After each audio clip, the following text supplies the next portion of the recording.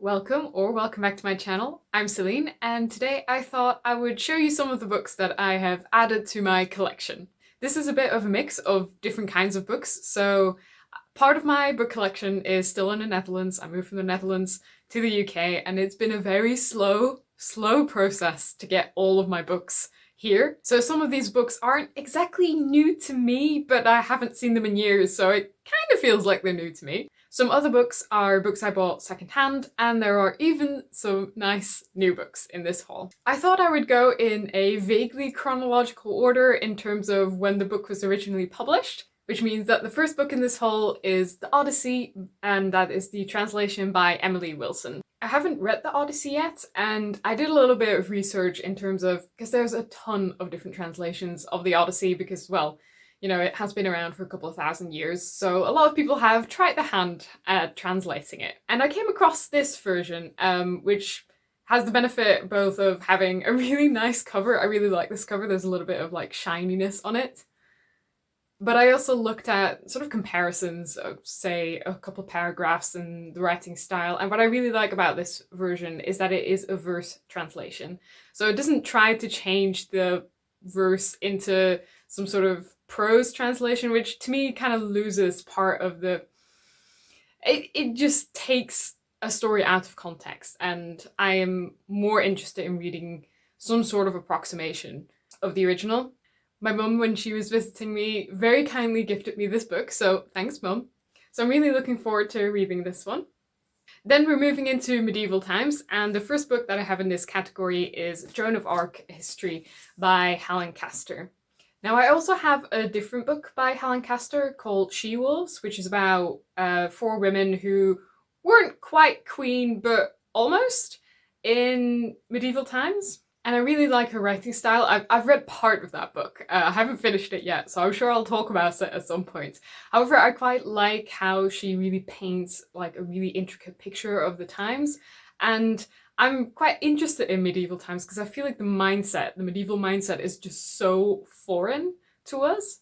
In a way that, for example, the Victorian mindset, although in some ways very odd to us perhaps, I feel like it's easier to grasp. And partially that is because we just have so much textual evidence from the Victorian period, whereas medieval times, it just becomes a lot more complicated, especially the further back you go. I'm quite interested in the medieval period, and Joan of Arc in particular, I don't really know much about her except that, you know, she led an army and then she died. So I'm quite looking forward to finding out more.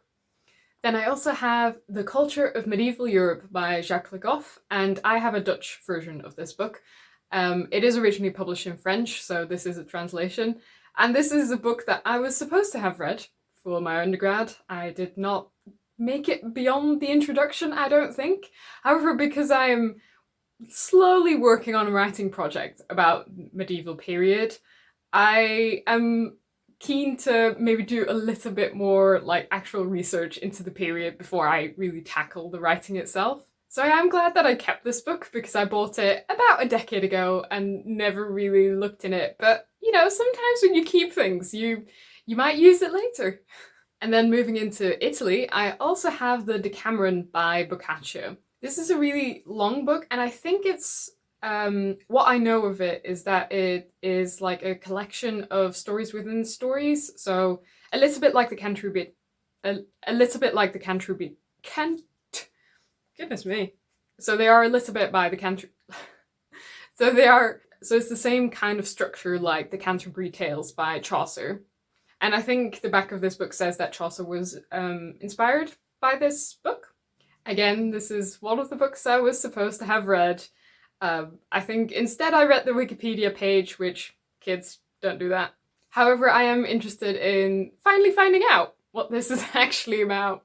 Then we're moving forward in history, and we're now at 1665, and it is time for the plague in London. So this is The Journal of a Plague Year by Daniel Defoe.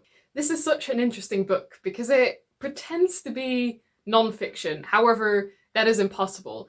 So this is sort of like a memoir of the plague year, so 1665, when the plague sort of swept through London and, you know, a lot of people died and it was really grim.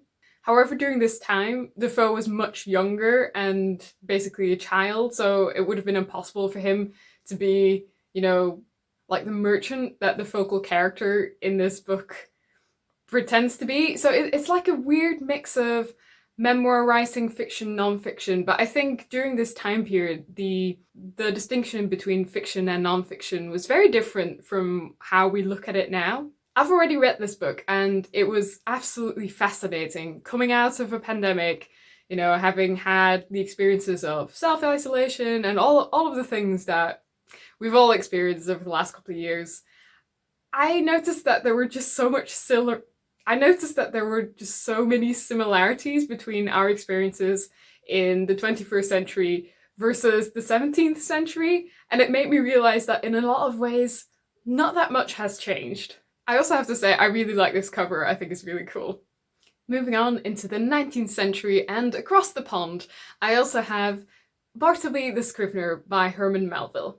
Now this is a little novella. I mean, is it a long short story or a novella? That is something that we can argue about. And it is about a very eccentric man who is a scrivener, but he refuses to do work. I really loved this novella. It was very interesting, very odd, almost like a little bit Kafkaesque. So I'm very glad to be adding this little secondhand copy to my collection. I still haven't tried Moby Dick yet, but having had a good experience with Bartleby the Scrivener, it makes me more interested in trying to read the whale novel. Then I also got a copy of Far From the Madding Crowd by Thomas Hardy. I don't think I've read anything by Hardy yet. I know he's one of those greats, and I haven't quite attempted him yet, partially because I've heard that a lot of his books are really depressing. Although I'm fine reading about dark topics or difficult things, you know, difficult material, absolutely fine, but there is just something about reading, you know, 600-700 pages of just pure suffering that doesn't quite appeal to me. However, as far as I know, Far From the Madding Crowd isn't that bad. So I feel like if I'm going to be easing into Hardy, I think I'm going to try this one, which sounds more like a sort of pastoral type novel. Then we're moving into the 20th century, we're going into the 1920s type era, and I have Bliss and Other Stories by Katherine Mansfield. I have read a little bit about Katherine Mansfield as a person and about her autobiographical writing, but I have never read anything by Mansfield herself. So when I saw this book at the charity shop, I was like, well, let's give it a try. The back tells me that she was apparently very inspired by Chekhov's short stories. So that sounds pretty good, and I look forward to finding out more about Katherine Mansfield.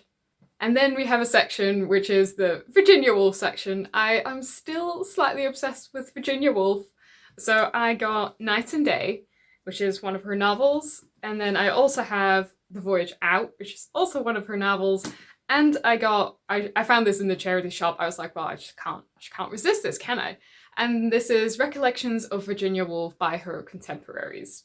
So the two novels that I got are some of her earlier works. So I have read Orlando and Mrs. Dalloway, which is possibly her most famous work. And I decided I wanted to go back into her catalogue a little bit to maybe see the development of her writing style.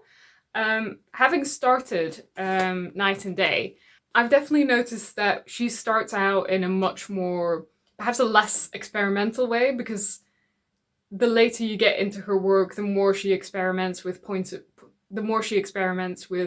view. So she became quite famous for stream of consciousness writing, whereas her earlier work is much more standard, narratively speaking. So I'm interested in seeing that development and seeing how that changes throughout her work. I also always enjoy reading about Virginia Woolf, so having this little book about recollections by people around her, I'm sure will give me a lot of joy while I read it. And then finally, I have two poetry collections by Sylvia Plath. So I have Ariel, which is a little secondhand copy that I found, as well as the Colossus. Now, the Colossus is, I think, the only collection that was published during Sylvia Plath's lifetime, whereas Ariel is one that was published posthumously. I've read The Bell Jar by Sylvia Plath before, which is an experience, let's put it that way. It is a book that really dives into what it feels like to be depressed. So I know that for some people it can be a little bit too much. I thought it was fantastic. I'm not sure it's a book that I would reread lightly. I feel like you need to be in the right mindset. I think you need to be in the right mental space to be able to engage fully with that book. But I'm also quite interested in finding out more about her poetry. I also have a biography of Sylvia Plath that I still haven't tackled yet, but I'm looking forward to doing so sometime soon.